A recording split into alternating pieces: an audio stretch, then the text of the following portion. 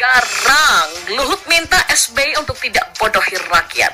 Waduh, makin panjang nih, Cikeas sudah di tepi jurang. Apa saja persoalan yang dihadapi oleh rakyat kita, terutama saudara-saudara kita, golongan tidak mampu dan golongan miskin yang jumlahnya mencapai sekitar 100 juta orang.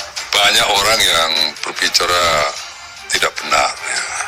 Hanya berbicara populis, memprovokasi masyarakat dan seterusnya. Tolong ini supaya menggunakan data-data yang clear, sumbernya dari mana, ya. Jangan asal ngomong. Kalau asal ngomong memang gampang, ya, gitu. Jadi kalau bersoal tidak usah cari popularitas publik, datang saja ketemu saya akan layani untuk bicara di mana. Jadi jangan kita bohongi rakyat itu. Ini data-data saya kira bisa dilihat, pemulihan ekonomi menunjukkan keberhasilan, langkah-langkah kebijakan yang dilakukan Presiden berhasil semua bernavigasi di antara keadaan-keadaan yang sulit. Pemimpin itu harus memberikan optimisme pada rakyatnya. Jangan kita ini terbiasa senangnya instan. Ya aja, lupakan itu. Kita carikan jalan keluar. Pasti seperti itu. Janganlah berbicara pesimis. Iya, hanya untuk nyinyir ke Jokowi, SBY memilih menjadi seorang yang munafik. Sebuah lembaga yang dia akui saat menjadi presiden kali ini tidak diakui. SBY enggan percaya terhadap data yang dikeluarkan oleh BPS. SBY punya hitung-hitungan sendiri.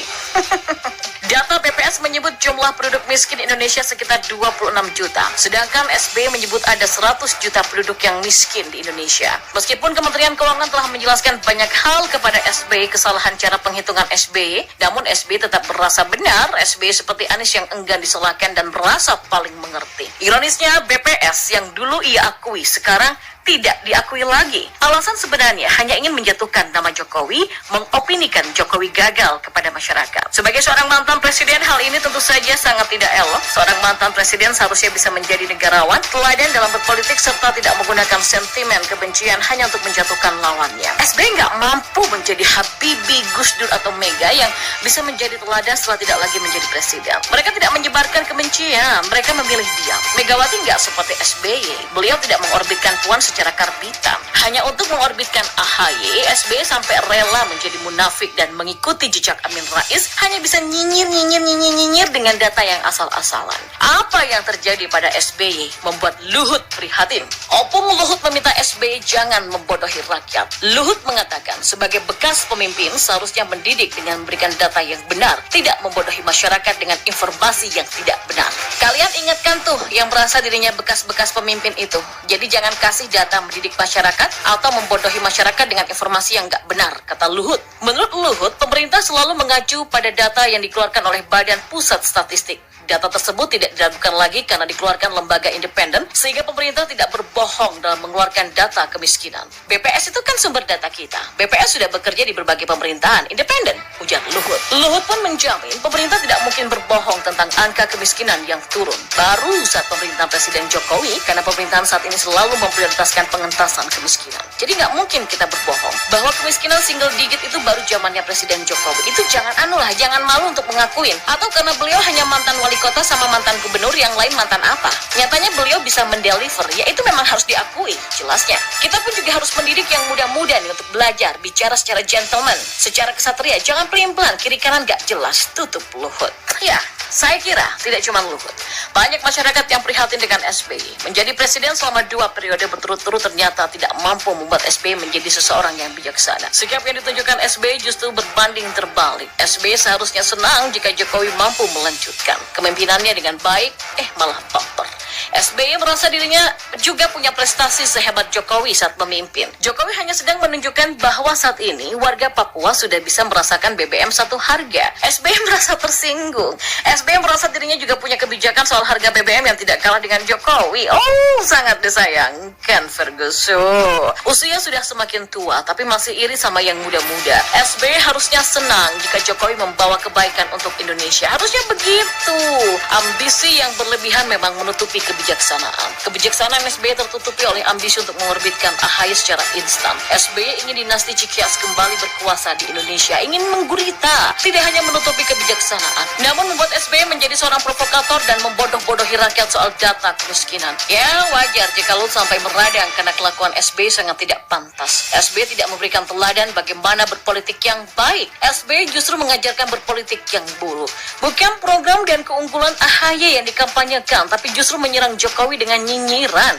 Masih mending jika nyinyiran itu berdasarkan data yang valid. Data yang dipakai SBY adalah data abal-abal, benar-benar memalukan.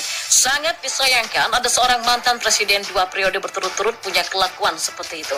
Enggak beda jauh dengan Amin Rais yang tidak pernah menjadi presiden. Perlu diketahui, Pak Mantan bukan kali saja ini nyinyir pada Jokowi.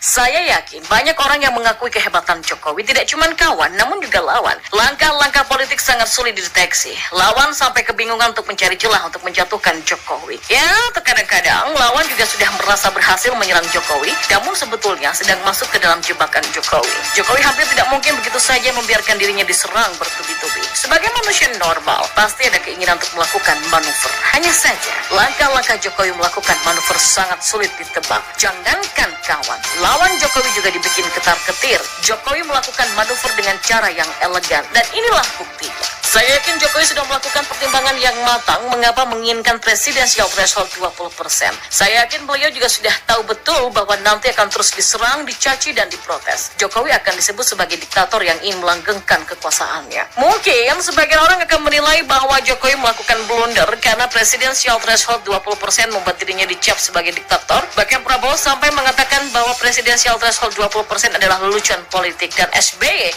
mengatakan bahwa Jokowi melakukan abuse of power. Prabowo dan SBY tentu berharap pernyataan lelucon politik dan abuse of power bisa merontokkan elektabilitas Jokowi. Mereka dulu merasa yakin ya bisa menjungkalkan Jokowi. Namun siapa sangka Prabowo dan SBY telah masuk perangkap Jokowi. Pernyataan keduanya justru menjadi blunder dan semakin mempermalukan mereka. Berharap Jokowi semakin terpuruk, namun pernyataan keduanya Jokowi semakin meroket dan dielu-elukan. Ya, Prabowo semakin mendapatkan respon yang negatif dari masyarakat. Namanya yang semula diagung-agungkan mulai dipandang sebelah mata. Pernyataan lelucon politik memang sangat tidak pantas dikatakan oleh orang yang sudah pernah nyapres 2 kali, di mana saat itu presidensial threshold juga 20%. SBY juga sangat telak dipermalukan oleh Jokowi. Pernyataan abuse of power yang ditunjukkan kepada Jokowi justru berbalik arah dan menampar dirinya.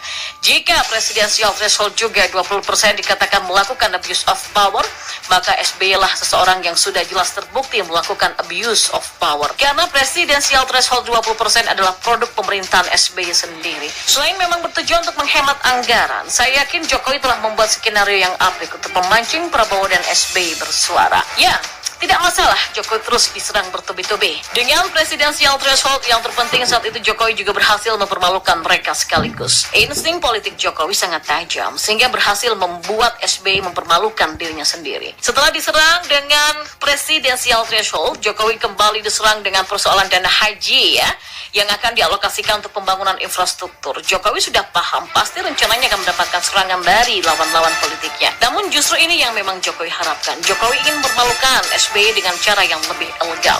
Jokowi membiarkan orang terus membahas dan menganggap Jokowi telah melakukan sebuah kekeliruan karena katanya dana haji itu untuk umat, bukan untuk pembangunan infrastruktur. Mereka mempertanyakan pengelolaan APBN yang dilakukan oleh Jokowi, mengapa dana haji sampai ditarik untuk pembangunan infrastruktur. Meskipun MUI dan Kemenak telah menyatakan bahwa dana haji boleh digunakan untuk pembangunan infrastruktur,